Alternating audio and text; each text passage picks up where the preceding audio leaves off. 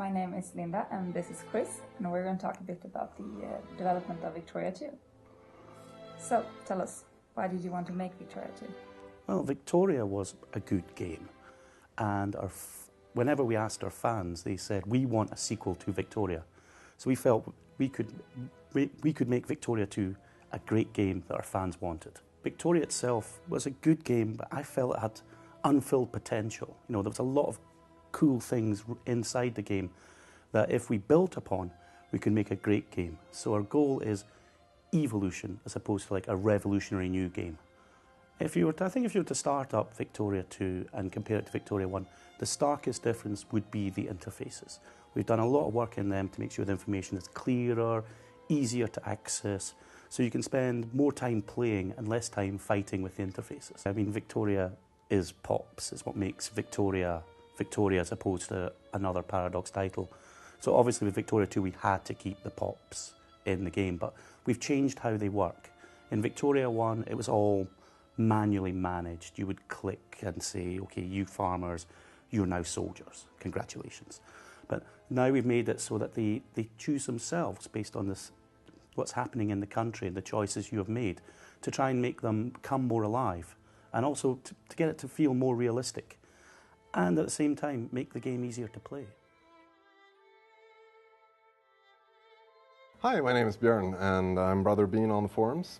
On Victoria 2 I have been working primarily as an event scripter and a historical researcher, which basically means that I've been doing all the little nicks and knacks and odds and ends that needs doing on a game like this, like setting up historical provinces and stuff like that, scripting that in. I've also been working a lot on the historical events that are in Victoria 2. And if I were to say one thing on the biggest difference between Victoria 1 and 2 in this regard, it is that Victoria 2 has a much more open model where we, rather than forcing historical outcomes, try to put in place the logics for them so as to make them more likely and encourage them to happen rather than force them upon the player. Hello, my name is Thomas and I'm the project lead for Victoria 2, and I'm going to tell you a few words about the tutorial. I want to show you a little here where we've now divided the tutorial up in 3 steps. We have basic, we have medium and we have advanced. And as you can see, the armies and navies and the production and all the different aspects of Victoria 2, and you can either go straight into the entire tutorial or start on your level. If you're completely new, maybe you should start on basic or even start from the beginning. Or if you clocked hundreds of hours on Victoria 1, maybe you just want to know what's new, and you can go through the various chapters of the advanced tutorial. Hello, my name is Fredrik and I'm Tigos on the forums, and I'm going to talk a bit about the Victoria 2 map. One of the things we did with the Victoria 2 map was to make sure that it's easy to distinguish the terrain on each province, so you don't actually have to think about what kind of terrain you will be battling in. Another thing we have done with the Victoria 2 map is that we have tried to, when you zoom out, get a classic atlas feel to it, so you can actually see the history forming when you're playing. And a nice feature is that we have added these country names to the map, and that was a cool feature in a way that we actually could port that back into our older games, so they could benefit as well. Hi, I'm Don. I'm one of the programmers for Victoria 2. I'm going to talk a bit about our new war goal system.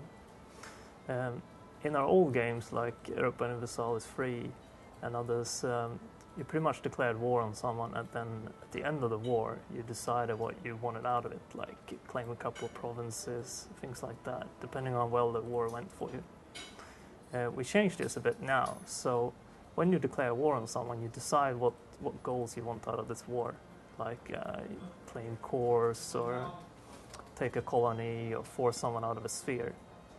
And this is really nice for multiplayer as well, because you can decide what your allies get up front, so you can decide who gets what state after the war and things like that. Adds a whole new dynamic to the thing. Hello, my name is Jonas Jakobsson, Jonas on the forums, and I'm the 2D artist here at Paradox Interactive. And we can see here, currently I'm working on the end screen for Victoria 2. where you can see the great powers of the world, and here we can also see the secondary ranked powers, and some information here about your own country as well.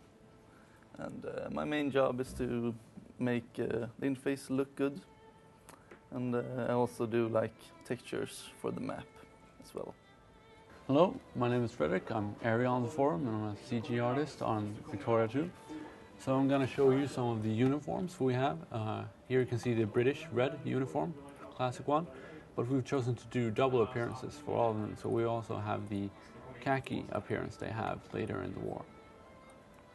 Okay, that's it for now. But as always, you can continue to follow the development on the forum. Bye now.